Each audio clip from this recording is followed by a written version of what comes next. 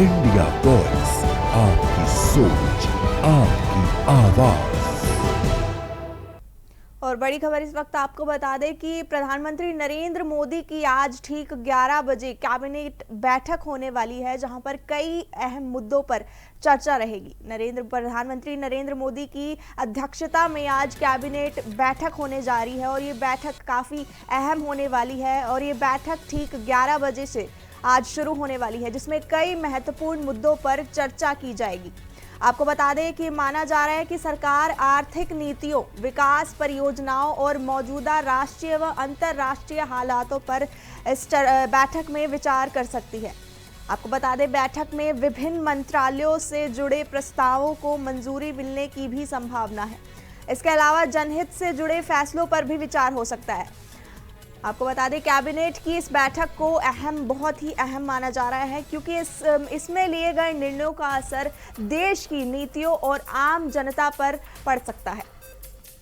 आपको बता दें, प्रधानमंत्री नरेंद्र मोदी की आज कैबिनेट बैठक होने जा रही है और ये बैठक ठीक 11 बजे से शुरू होगी। और इस वक्त हमारे संवाददाता नितिन चौधरी हमारे साथ जुड़ चुके हैं। नितिन, मैं पूछना चाहूंगी कि आज प्रधानमंत्री नरेंद्र मोदी की ठीक 11 बजे बैठक होने वाली है। इस बैठक में किन मुद्दों पर क्या चर्चा हो सकती है?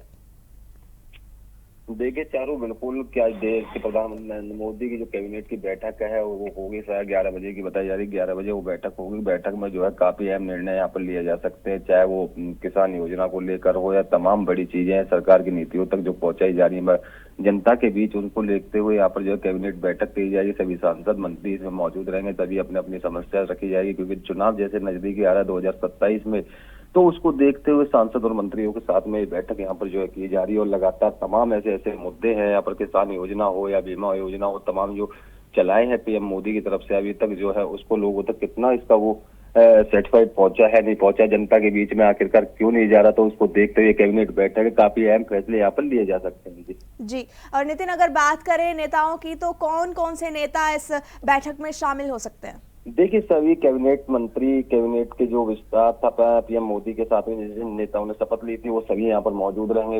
विधायक, सांसद, मंत्री, कैबिनेट मंत्री रहेंगे, तमाम जो केंद्र के मंत्री हैं वो इनके साथ में रहेंगे, कृषि मंत्री भी रहेंगे, क्योंकि लगातार कृषि को लेकर वो किसान के मुद्दे को देखते हुए जो यहाँ पर आंदोलन हुए हैं, किसान योजना देखते हुए किसानों को क्या लाभ पहुंचाया गया काशी में, या क्योंकि जिस तरीके से तमाम सरकार जो है लाभ पहुंचा रही है, पीएम मोदी जो है वो अपनी साथियों अपने सांसदों के साथ में बैठक यहाँ पर करेंगे। अपने आवास पर 11 बजे की ये बैठक बताई गई है। जी जी, अहम जानकारी के लिए बहुत बहुत शुक्रिया नितिन।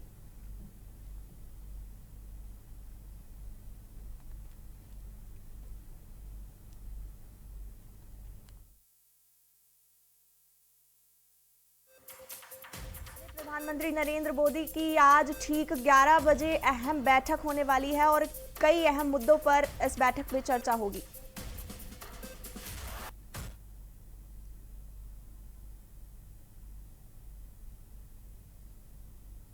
चलिए बढ़ते हैं अगली खबर की ओर। आज पश्चिम बंगाल में प्रचार करेंगे सीएम योगी आदित्यनाथ। 2 रैली और रोड शो करेंगे सीएम योगी आदित्यनाथ। कूच बिहार, जलपाईगुड़ी में करेंगे रैली। आज बांकुरा में रोड शो करेंगे सीएम योगी। आपको बता दें, बड़ी खबर, योगी आदित्यनाथ आज पश्चिम बंगाल में चुनावी प्रचार करने जा रहे हैं। उनके कार्यक्रम के तहत 2 बड़ी रैलियां और एक रोड शो इसमें शामिल होंगे। आपको बता दें, सीएम योगी सबसे पहले कूच बिहार जाएंगे और उसके बाद जलपाईगुड़ी में जनसभाओं को संबोधित करेंगे, जहां वे पार्टी के पक्ष में माहौल बनाने की कोशिश करेंगे। आपको बता दें, इसके बाद वे बांकुरा में रोड शो करने जा रहे हैं। इस दौरान बड़ी संख्या में कार्यकर्ताओं और समर्थकों के शामिल होने की उम्मीद है। योगी आदित्यनाथ अपने संबोधनों में राज्य सरकार पर निशाना साधते हुए विकास और कानून व्यवस्था जैसे मुद्दों को प्रमुखता से उठा सकते हैं। आपको बता दें, आज सीएम योगी आदित्यनाथ पश्चिम बंगाल में चुनावी प्रचार करेंगे। उनके कार्यक्रम के तहत 2 बड़ी रैलियां और एक रोड शो इसमें शामिल है। सीएम योगी सबसे पहले कूच बिहार जाएंगे और उसके बाद जलपाईगुड़ी में जनसभाओं को संबोधित करेंगे। जलपाईगुड़ी में सीएम योगी पार्टी के पक्ष में माहौल बनाने की कोशिश करेंगे। इसके बाद सीएम योगी बांकुरा में रोड शो करेंगे। इस दौरान बड़ी संख्या में कार्यकर्ताओं और समर्थकों के शामिल होने की उम्मीद है। आपको बता दें, सीएम योगी आदित्यनाथ अपने संबोधनों में राज्य सरकार पर निशाना साधते हुए विकास और कानून जैसी व्यवस्था जैसे मुद्दों पर प्रमुखता से बात करेंगे। 2 रैली और रोड शो इस प्रचार में शामिल होंगे। आपको बता दें, सीएम योगी कूच बिहार जलपाईगुड़ी में रैली करने जा रहे हैं। उनके कार्यक्रम के तहत 2 बड़ी रैलियां और एक रोड शो शामिल है। सीएम योगी सबसे पहले कूच बिहार और जलपाईगुड़ी में जनसभाओं को संबोधित करेंगे।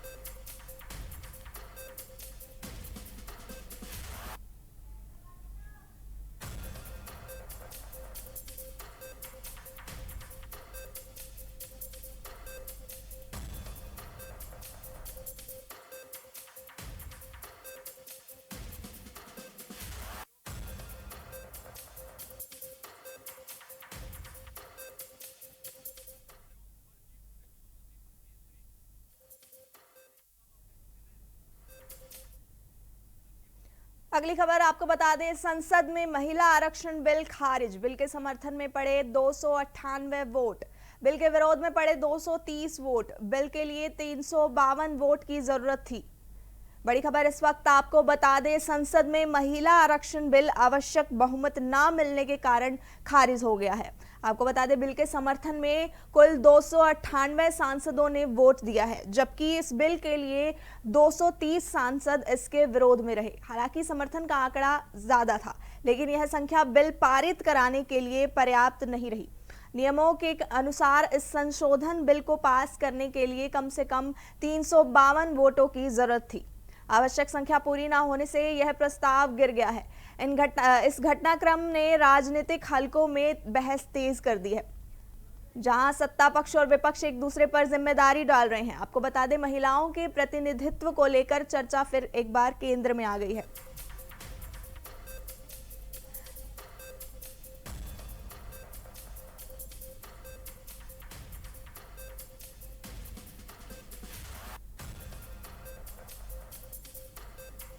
आपको बता दें, संसद में महिला आरक्षण बिल खारिज हो गया है।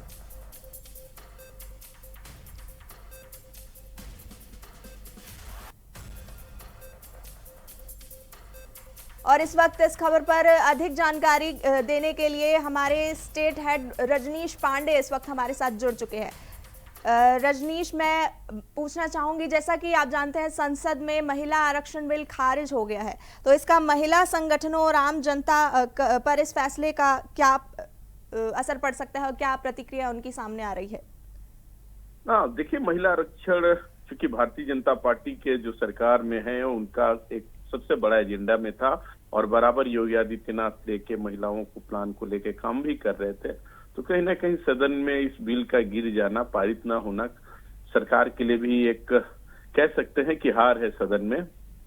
उसको लेके भारतीय जनता पार्टी के जो संगठन है, चाहे महिला मोर्चे की बात करें या तमाम ऐसे मोर्चे हैं जो महिलाओं के लिए लगातार फील्ड में काम कर रहे हैं, वो लोग विरोध प्रदर्शन कर रहे हैं। और आज तो यूपी विधानसभा के सामने अपर्णा यादव जो महिला आयोग की उपाध्यक्ष, उन्होंने कांग्रेस और समाजवादी पार्टी के झंडे में उन्होंने आग लगाया। तो आप समझ सकते हैं कि कैसा आक्रोश है उन महिला नेताओं में, या कह सकते हैं कि वो कामकाजी महिलाओं में, जिनको उम्मीद थी कि हम भी सदन का हिस्सा बनेंगे। महिला आरक्षण को लेकर तमाम बातें हो रही थी और खासकर भारतीय जनता पार्टी महिलाओं को लेके स्वावलंबन, उनके स्वावलंबन को लेके कार्यक्रम भी चला रही थी जी। तो अभी ये आग लगी है, अब आग कब बुझेगी वो देखने वाली बात होगी। चारू थोड़ा सा इंतजार कर लेते हैं, जो भी होगा सबसे पहले अपडेट यहाँ से जाएगा जी। और इस मुद्दे पर कई विरोध या प्रदर्शन भी देखने को मिल रहे हैं।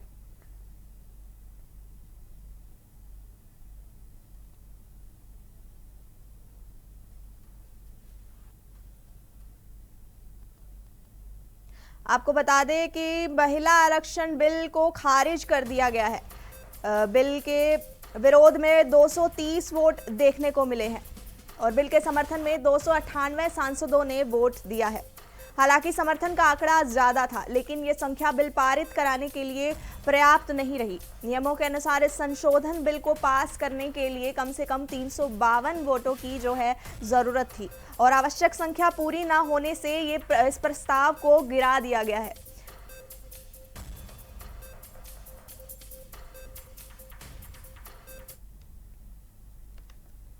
खबरों पर चर्चा यूं ही जारी रहेगी। बने रहिए इंडिया वॉइस के साथ। लेते हैं एक छोटा सा ब्रेक के बाद एक बार फिर से आप सभी का स्वागत है। चलिए बढ़ते हैं अगली खबर की ओर। महिला आरक्षण बिल गिरने पर हमलावर बीजेपी। लखनऊ में अपर्णा यादव की अगुवाई में प्रदर्शन। बीजेपी की महिला नेताओं का जोरदार प्रदर्शन। आरक्षण संशोधन बिल गिरने पर रोष जताया। अपर्णा यादव ने जलाया सपा कांग्रेस का झंडा। और बड़ी खबर इस वक्त की आपको बता दें, महिला आरक्षण संशोधन बिल के गिरने पर भाजपा ने कड़ा रुख अपनाया है। आपको बता दें, अपर्णा यादव की अगुवाई में लखनऊ में महिला नेताओं ने जोरदार प्रदर्शन किया है और इस प्रदर्शन में शामिल कार्यकर्ताओं ने विपक्ष पर आरोप लगाया कि उसने जानबूझकर जो है बिल को पारित नहीं होने दिया है। आपको बता दें कि विपक्ष पर आरोप लगाया है कि उन्होंने जानबूझकर इस बिल को पारित नहीं होने दिया है। भाजपा की महिला नेताओं ने इसे महिलाओं के अधिकारों के खिलाफ कदम बताते हुए रोष जताया है। आपको बता दें कि भाजपा का कहना था कि ये बिल महिलाओं को राजनीतिक भागीदारी में सशक्त बनाने के लिए बेहद जरूरी था, लेकिन विपक्ष के रवैये से ये प्रयास विफल हो गया है। नेताओं ने विरोध प्रदर्शन के दौरान सरकार के समर्थन में नारे लगाए हैं और बिल को जल्द से जल्द पारित कराने की मांग दोहराई है। आपको बता दें, महिला आरक्षण बिल गिरने पर बीजेपी इस पर हमलावर रही है। बीजेपी ने महिला आरक्षण बिल गिरने पर कड़ा रुख अपनाया है। आपको बता दें, अपर्णा यादव की अगुवाई में लखनऊ में महिला नेताओं ने जो है जोरदार प्रदर्शन इस पर किया है। प्रदर्शन में शामिल कार्यकर्ताओं ने विपक्ष पर यह आरोप लगाया है कि विपक्ष ने जानबूझकर बिल को पारित नहीं होने दिया है। भाजपा की महिला नेताओं ने इसे महिलाओं के अधिकारों के खिलाफ कदम बताते हुए इस पर रोष जताया है। उनका कहना ये था कि बिल महिलाओं को राजनीतिक भागीदारी में सशक्त बनाने के लिए बेहद अहम था, लेकिन विपक्ष के रवैये से ये प्रयास सफल नहीं हो पाया है। आपको बता दें, नेताओं ने विरोध प्रदर्शन के दौरान सरकार के समर्थन में नारे लगाए हैं और बिल को जल्द से जल्द पारित कराने की मांग दोहराई है।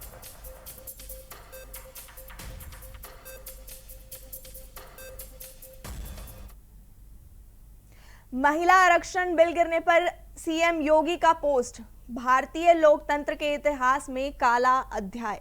विपक्ष ने संशोधन बिल पारित नहीं होने दिया। सीएम योगी बोले, भारत माता के सम्मान पर आघात। बड़ी खबर आपको बता दें, महिला आरक्षण बिल के पारित न होने पर मुख्यमंत्री योगी आदित्यनाथ ने इस पर तीखी प्रतिक्रिया दी है। उन्होंने इसे भारतीय लोकतंत्र के इतिहास में काला अध्याय बताया है। योगी ने आरोप लगाया कि विपक्ष ने जो है जानबूझकर इस संशोधन बिल को पास नहीं होने दिया है, जिससे महिलाओं को, नारियों को उनका अधिकार मिलने में बाधा आई है। उन्होंने कहा कि ये केवल एक विधेयक का रुकना नहीं, बल्कि देश की मातृशक्ति और भारत माता के सम्मान पर सीधा आघात है। मुख्यमंत्री ने इसे दुर्भाग्यपूर्ण बताते हुए कहा कि जनता सब देख रही है और समय आने पर इसका जवाब भी देगी।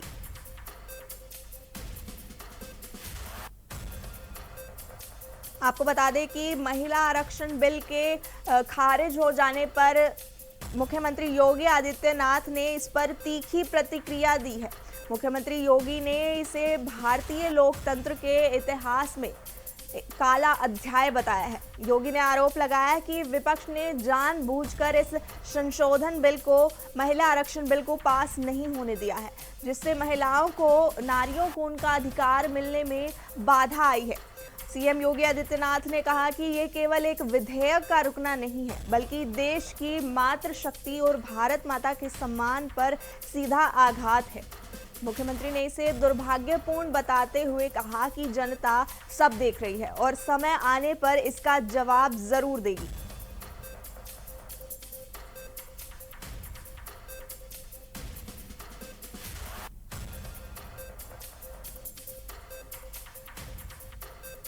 आपको बता दें, भारत के माता के सम्मान पर आघात। सीएम योगी ने कहा, महिला आरक्षण बिल पर गिरने पर सीएम योगी का पोस्ट, कहा कि भारतीय लोकतंत्र के इतिहास में काला अध्याय उन्होंने इसे बताया है। उन्होंने इसे भारतीय लोकतंत्र के इतिहास में काला अध्याय बताया है। योगी ने आरोप लगाया कि विपक्ष ने जानबूझकर इस संशोधन बिल को जो है पास नहीं होने दिया है, जिससे महिलाओं को और नारियों को उनके अधिकार मिलने में बाधा आई है। जिसे सीएम योगी ने कहा कि ये केवल एक विधेयक का रुकना नहीं है, बल्कि इस देश की मातृ शक्ति और भारत माता के सम्मान पर एक सीधा आघात है। मुख्यमंत्री ने इसे दुर्भाग्यपूर्ण बताते हुए कहा कि जनता सब देख रही है और समय आने पर इसका जवाब जरूर देगी।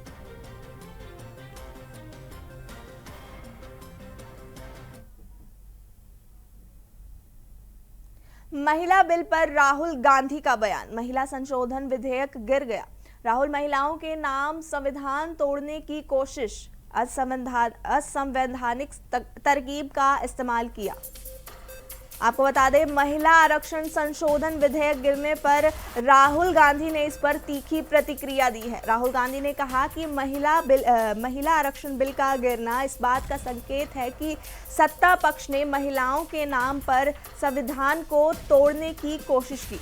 राहुल गांधी ने इस पर आरोप लगाया कि बिल को पारित कराने के लिए असंवैधानिक तरकीबों का इस्तेमाल इसमें किया गया है, जो लोकतांत्रिक परंपराओं के खिलाफ है। उन्होंने कहा कि महिलाओं को अधिकार देने के नाम पर राजनीतिक लाभ लेने की कोशिश की गई है, लेकिन विपक्ष ने इसका विरोध किया है। राहुल ने जोर देकर कहा कि उनकी पार्टी महिलाओं के सशक्तिकरण के पक्ष में है, लेकिन संविधान के दायरे में रहकर ही कोई भी कदम उठाया जाना चाहिए। आपको बता दें कि महिला आरक्षण बिल गिरने पर राहुल गांधी ने इस पर तीखी प्रतिक्रिया दी है।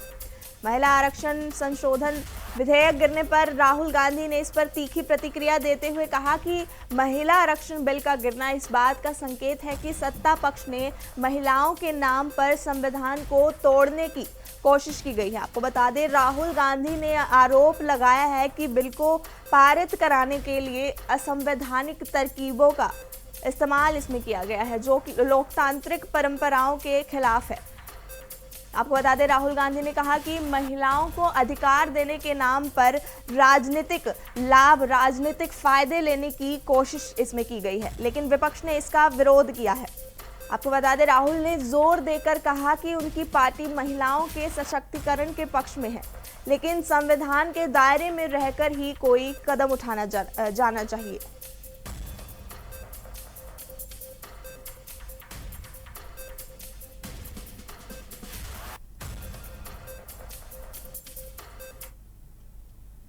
चलिए बढ़ते हैं अगली खबर की ओर। उत्तर प्रदेश के अलीगढ़ के गांधी पार्क थाना क्षेत्र में डीएस डिग्री कॉलेज के सामने स्थित एक बिजली के सामान के गोदाम में आग लग गई।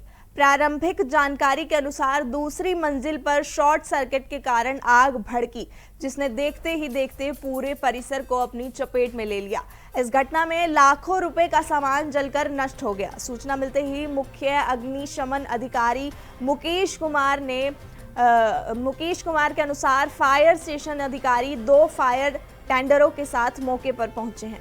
उन्होंने बताया कि पहुंचने पर पाया गया कि आग डीएस कॉलेज के पास स्थित एक 3 मंजिला इमारत में लगी थी, जिसकी पहचान माणिक सिंघल के घर के रूप में हुई है।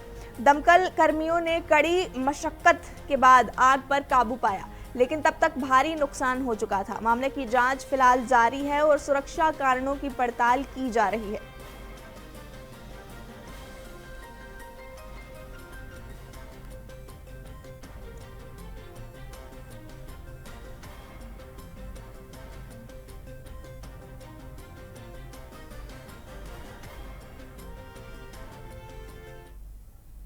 उनको सूचना मिली कि एटा रोड पर डीएस कॉलेज के पास में किसी घर में आग है। इस सूचना पर हमारे एसओ साहब 2 फायर टेंडर के साथ में घटनास्थल के लिए रवाना हुए।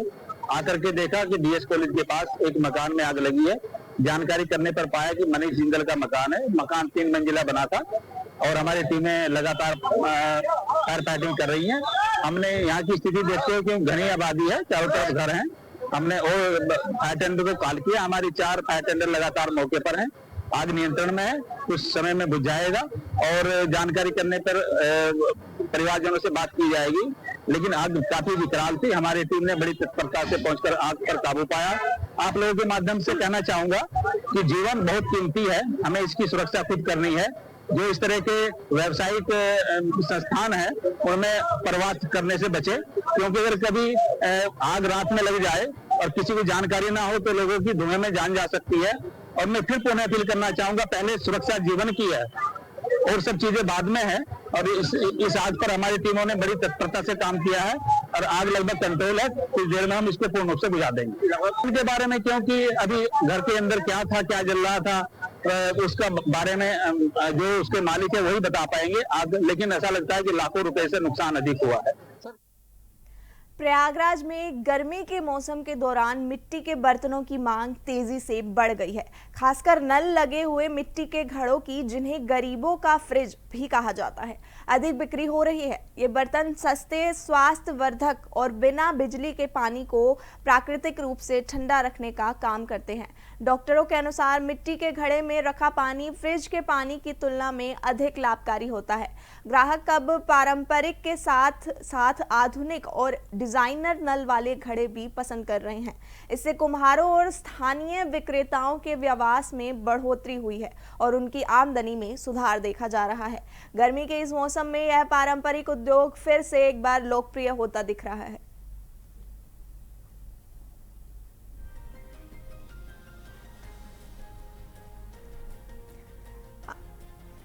प्रयागराज में मिट्टी के बर्तनों की बिक्री तेजी से बढ़ गई है।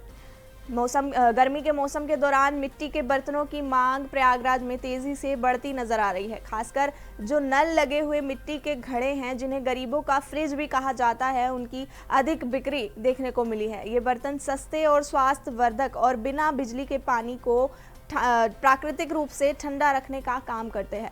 डॉक्टरों के मुताबिक मिट्टी के घड़े में रखा पानी फ्रिज के पानी की तुलना में अधिक लाभकारी होता है। ग्राहक अब पारंपरिक के साथ साथ आधुनिक और डिजाइनर नल वाले घड़े भी पसंद कर रहे हैं। इससे कुम्हारों और स्थानीय विक्रेताओं के व्यवसाय में बढ़ोतरी हुई नजर आ रही है और उनकी आमदनी में सुधार भी देखा जा रहा है।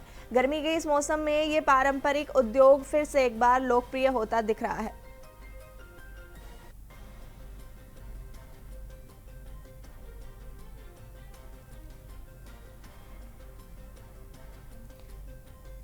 प्रयागराज में मिट्टी के घड़ों की मांग अचानक से तेज होती दिखाई दी गई है। गरीबों का फ्रिज भी इन्हें कहा जाता है। बिना बिजली के ये घड़े पानी को ठंडा रखने में मदद करते हैं और डॉक्टरों के मुताबिक फ्रिज के तुलना में ये घड़े काफी लाभदायक होते हैं।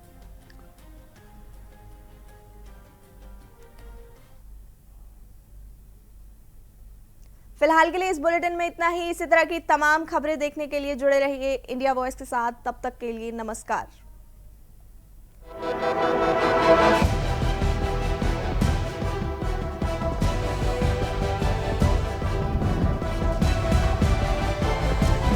इंडिया वॉइस, आपकी सोच, आपकी आवाज।